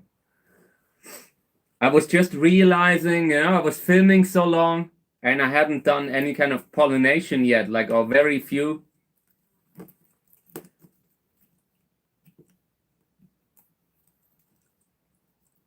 Okay, good. So we will not use this as fodder because as a fodder, I don't see enough potential in it. It's not something that I would introduce into a plant unless it's already there. Okay. This one here is one where I'm waiting for it to fully open, but I want to already pollinate it because this is the kind of plant that I would pollinate with Lobivia winteriana. That's why I brought it in because I've seen this one. Like I said, Lobivioides is the species name. Echinopsis lobivioides. It's an intermediate, very close to Lobivia. And with Lobivia winteriana, you can really do miracles here. Yeah, I'm one of the, like, I work a lot with Lobivia winteriana. It's so useful. It is a very versatile kind of species that you can use as both father and mother. Both have potential. I haven't seen a lot of offspring that was bad in regards to the color. Sometimes you have something that's just more dominant, like Dessau. From time to time, you have that purple coming through over the nice color. But in so many cases, it works out with winteriana. Yeah, and it's fertile. We already have a few fruits on it. This one lost the label, but yeah, at least we tried. So yeah, I will pollinate these with each other. This is a good cross. I've seen amazing hybrids from that cross, and we will repeat it. So pollinating this one here with Lobivia winteriana. And then later we're doing the reverse. Luckily, this one has a stigma that is just sticking out. It's really making it easy. It's not very subtle. But yeah, I try to be careful not to damage the petals here. I would love to see how far it can open, just so I know. This is seed grown, it's the first flower. It might be good, it might not be good. I can't even tell you if this is going to be an actual representation of the plant it's supposed to be, because this is something that I got, like the father was a different plant. Father was a hybrid of some sort. So it might come out different than the mother plant. I've seen the mother plant here and I was amazed by it. Had a nice color, nice reddish kind of flower color, black throat, and an interesting body. Yeah, and in this case, we will see where it goes. The petals are so short that they worry me a little. So let's pollinate this one, like pollinate Lobivia winteriana with this one. And yeah, this kind of pollen with black throat, red flower, red Lobivia with black throat, very useful for winteriana. Like that combination is an amazing combination. So yeah, like some amazing hybrids that are sold for quite a lot of money just from this simple combination. Lobivia winteriana and something like Lobivia crassicaulis. In this case, Lobivioides, that's the name of the species, but it's a very similar type of plant. So let's pollinate here, okay? By the way, this one has a pink stigma. Pink stigma also an amazing trait. Important to have that. Okay. What's that?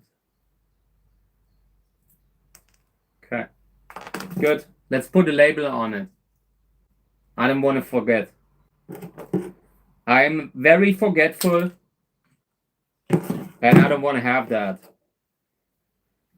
Like after the tick bites, had a lot of memory issues, like short-term memory is completely cooked.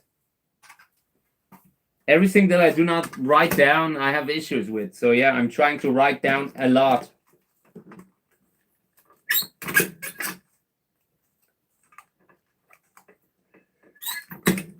Okay, good.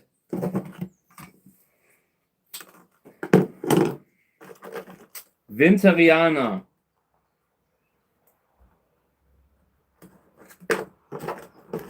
And I really need to graft a few of the Lobivia winteriana. I wish they would pop more.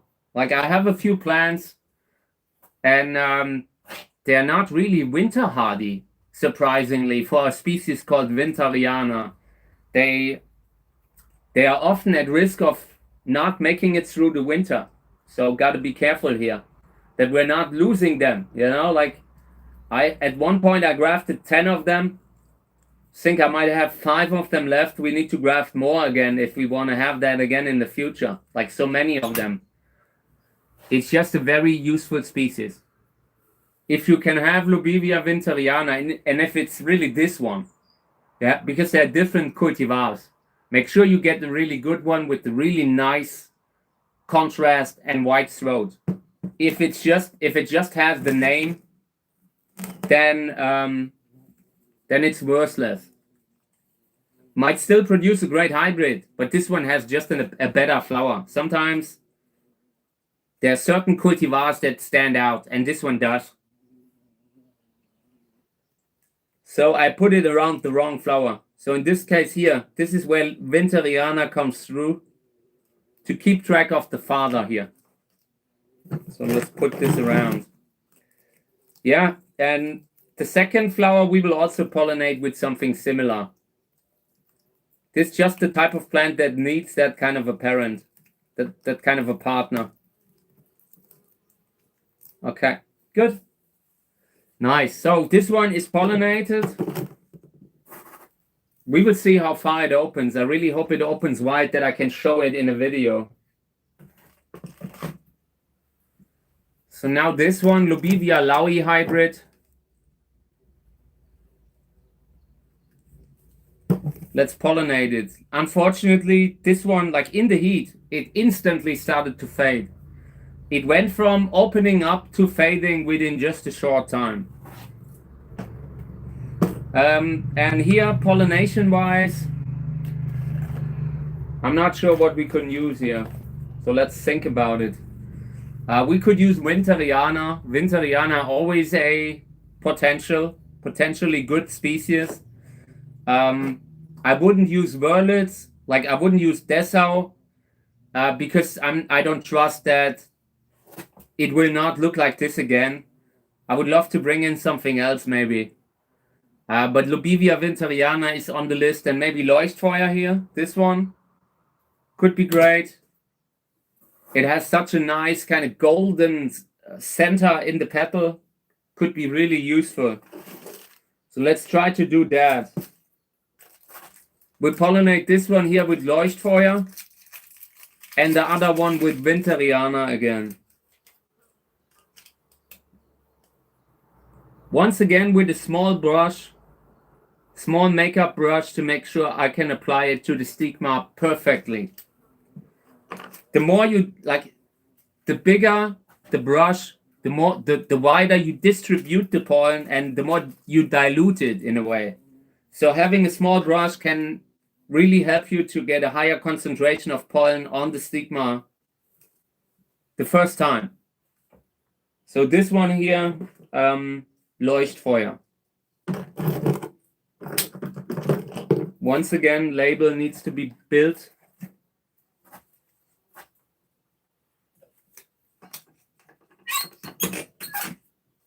Oh, by the way, I wanted to say something. Like yesterday, YouTube had written like a notification on YouTube that right now, since there is the World Cup, You know, like, since they are playing the World Cup right now, they recommend that people talk about it because it's a currently active topic. You know, or including that in the content. You know, so I'm wearing a shirt to, you know, to kind of represent the sportsmanship. And I hope these guys are playing a good tournament, a clean tournament, a nice tournament, without any kind of hate, without any kind of anger, just nice sportsmanship. I would love to see that. So yeah, to include the football spirit in the live stream.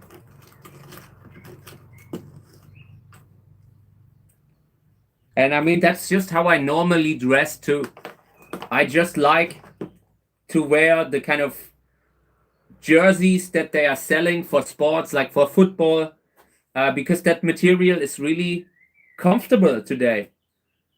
I have a lot of issues with the thyroid, and that then I always have hot, and this kind of sports equipment, sportswear, they are really good for that. Lot has happened in regards to jerseys, football jerseys, and that's why I like to wear them a lot. It's not like it used to be. In the past, it felt like you are wearing plastic, and today the material that they're using is so much more comfortable to wear, doesn't heat up so much.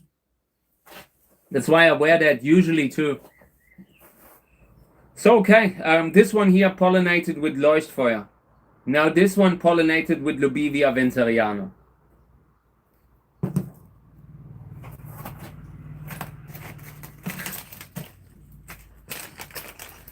Always good when you have so many new brushes. I'm really happy that I got new brushes. Makes things so much easier when you're not constantly having to disinfect the brush to start new. Yeah, okay. And you see right now, this is just one flower. This can be very useful species for breeding. Okay, yeah, and pollination now. This one here, Lobivia Laui hybrid. Check it out. This is the flower, by the way. I will try to show it in the video too. With Lobivia winteriana.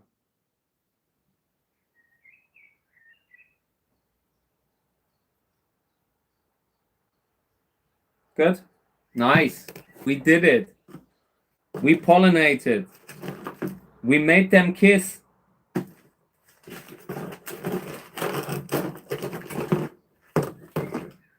So once again, label. And then we will move on to another plant.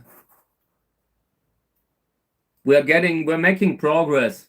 Maybe 10 minutes, maybe 10 more minutes of live stream. Maybe we can pollinate them in that time. Yeah, and I just want to talk a little bit about what's going on right now. Like on Facebook, I am getting overwhelmed with notifications. I have gone viral on Facebook recently, like personally with my personal profile. And I've never had that. Hey, Andrea, welcome to the live stream. Thank you for being here. I'm just in the last maybe 10, 15 minutes. But I'm still here. So great to see you. Hope everything's okay. Hope everything's okay with the zoo, with the animals and all, with little Jasper. So yeah, what did I want to say? Oh yeah, I went viral. I went really viral. I got 100 followers just overnight. Thank you, Robert. I mean, I'm not sure, you know, I've been doing this for so long. I think I should have gone, like they should have shown that stuff a lot more 5 years ago, you know?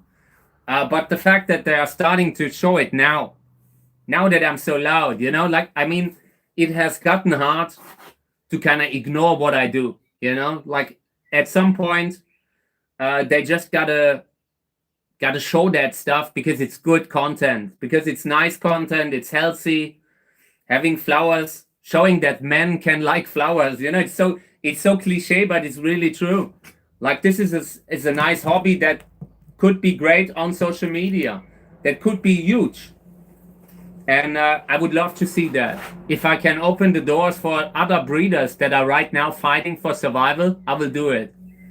And I will not be quiet about it. Like the way I'm doing it now, at some point you just gotta be loud. You have to tell them that if they are not showing the good kind of content, then society will of course develop in a bad way. But if they are giving more space to the actually positive stuff, nature, people love nature. They want to see nature. But instead they are kind of showing the angry kind of content to kind of rile them up. And I hope that they are getting the memo, that they are catching the notification that it's time that it ends like that, to be like that. Yeah. And I'm just happy because I worked so hard. At some point, you know, when you're working so long to reach a goal, and then finally you reach it, or at least, I mean, I'm still not there. I can still not fully pay the bills, but I'm on a good path now. Like what I'm doing now, I never had a better chance to actually make it, you know? And yeah, I'm happy. I'm happy because it was a long way, and sometimes I didn't think I'd make it. Yeah, thank you. Some days I didn't think I would make it, and this isn't, you know, like that should be how it like it shouldn't be so hard, you know. And it was like right now a lot of the social media algorithms feels a little bit like they are stacked against you. That they are making it so hard to actually be seen by people who would love to see it if they knew that you are there, you know. And that is like they are locked. I felt so trapped in a little bubble where I kept posting for 10 people, and I loved doing it. You know, it was like 10 cactus friends that I posted for every day, and I loved it. You know, but you tend to kind of give up after a certain point. You know, that people will actually care for what you do. And that is bad because it's an amazing hobby. It's an amazing hobby. And I'm glad that, yeah, for now, we see how it goes. I hope they continue doing that, you know, because so many breeders trying to build a profile and they give up before they reach that, because it takes so many years. If I hadn't started doing stuff like 15 years ago, 20 years ago, I wouldn't be here now too. I have the luck that I've started early enough. So yeah, but it's great. It's great that finally the stuff that I post and the stuff that I do is upvoted enough that it actually shows up in the algorithm. Yeah, sure. Send me a friend request. I mean, I really say this to everyone who wants to send me a friend request, something like that. I sometimes do not know who people are, but if I don't accept, just tell me who you are, you know, because very often I get friend requests from resellers, from scammers from time to time, you know, that fake accounts. So I sometimes don't accept when I don't know who someone is, but send me a message and then I usually accept. I mean, you can only accept 5,000 or so, but it's not there yet. Where like I recently removed like 1,000 people that never talked to me. You know, like sometimes you have these long lists of people that you're friends with, and you haven't seen them in 30 years or so. You know, like so I have a lot of space for actual people that know me or that want to get in touch with me. There's this little fly that flies around in my face, and it's really overdoing it. At some point, it's enough. So, okay. So this one here, have we pollinated this? I think not. Otherwise, it would have a label. So yeah. What will we pollinate this one with? It has nice fading. Fading is good. We could pollinate with Leuchtfeuer. That is the one that we could pollinate. We could pollinate with Lobivia winteriana in order to improve the color. Because fading aside, fading is the one thing that it has, but it could use a little bit more complex kind of flower color. We could pollinate with a Trichocereus or something like that to get a different kind of body. I don't know. Lobivia winteriana is usually good. And Leuchtfeuer is a species that is a hybrid that I wanted to utilize more often. I think we will use Leuchtfeuer, okay? Leuchtfeuer, this one here, has been shown often today. And in this kind of camera setting, the video doesn't do it justice. This is an amazing flower. Yeah, okay. It's okay. Send me a friend request. Okay, so let's pollinate this. I want to pollinate this with Leuchtfeuer. And yeah, I'm not sure how it will come out. This could be great. This could be mediocre. We will see. You never know until you do it. So let's pollinate it. Definitely used Leuchtfeuer a lot today.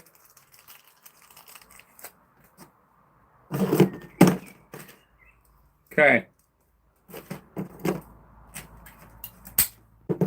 Not a label. I hate making the labels. I really hate it. But without the labels, it's so much less funny. Like when you're growing something and you don't know the parents, it takes out the fun for me. So I'm trying to keep track of everything again.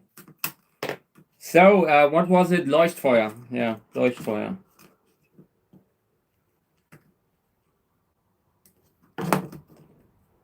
Yeah, and it's good that I discussed this with Facebook. I very often don't know who people are, and they are people that I actually know. So it's good that I can talk about this, that people know. If they know me, let me know. Just send me a message.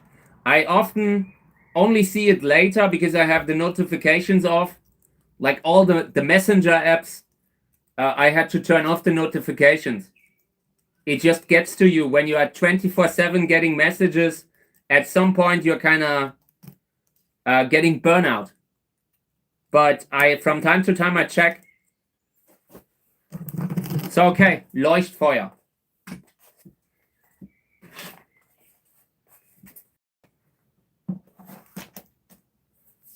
Good. What else? This one here. Still open.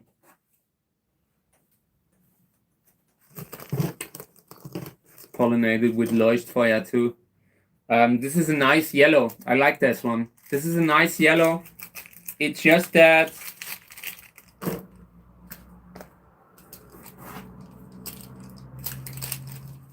it had a few bad skin discolorations, and I wasn't sure if I want to keep it because of that.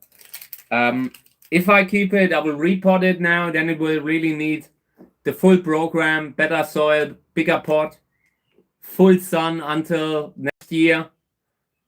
Otherwise, that skin discoloration will not go away. Otherwise, it will claim the plant, you know? Sometimes you get a warning. They develop a skin discoloration that already tells you that something isn't right. It's usually the setup.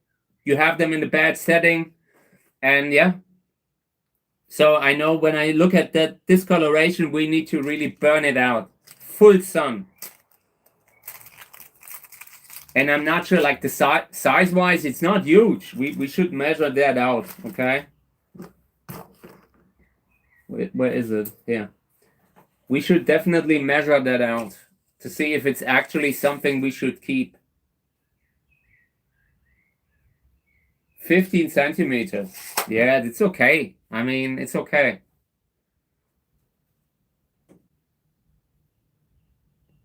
Interesting kind of position of the petals. Like the way they are folded on top of each other. I like that here.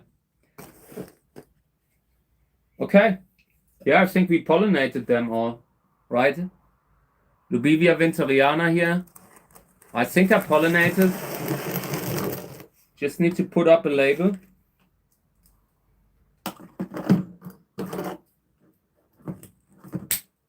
This one got lobivioides.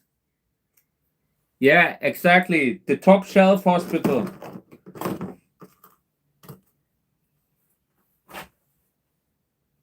Like when you're growing lobivia, it really makes a difference. Like with the columnar cacti in the past, I didn't really need a shelf because the cacti reach 2 meters and then you need to cut them back.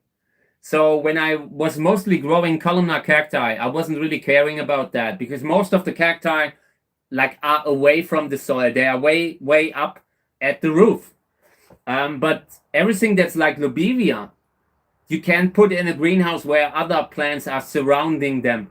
They need to be way up in the sun. And yeah, since I grow more lobivia, I'm starting to want a good shelf. Like at some point we will buy a good shelf here. Maybe that we can put here in the greenhouse, like in the center of the greenhouse, so we can lift the plants a little higher. That would instantly increase the intensity of the light, would improve the flowering.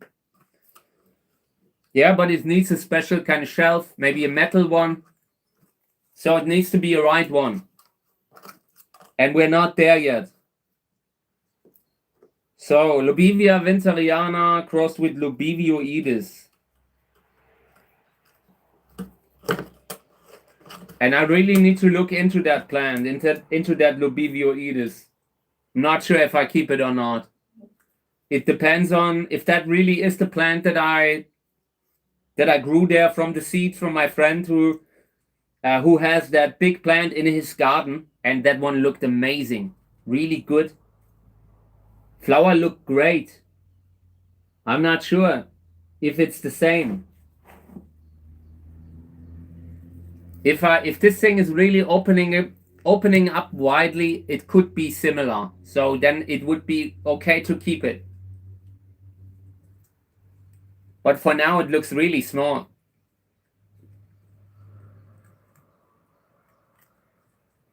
Okay. This is nice. I like it. Lobivia winteriana. Have another flower that opens here at the bottom of the plant. Give me a second, okay? Oh, come on. Here. Little flower on the side. We will also be pollinating that, and I will try to leave it in the greenhouse. Take care, Robert. I will be leaving within the next minutes. So thank you for having been here, everyone. So let me move this away. The second half of the day will consist of me filming videos and uploading videos. And I apologize if I'm overwhelming you maybe a little bit right now. It's just so much stuff that I have to get rid of the phone. Otherwise, my smartphone will be full in a few days again.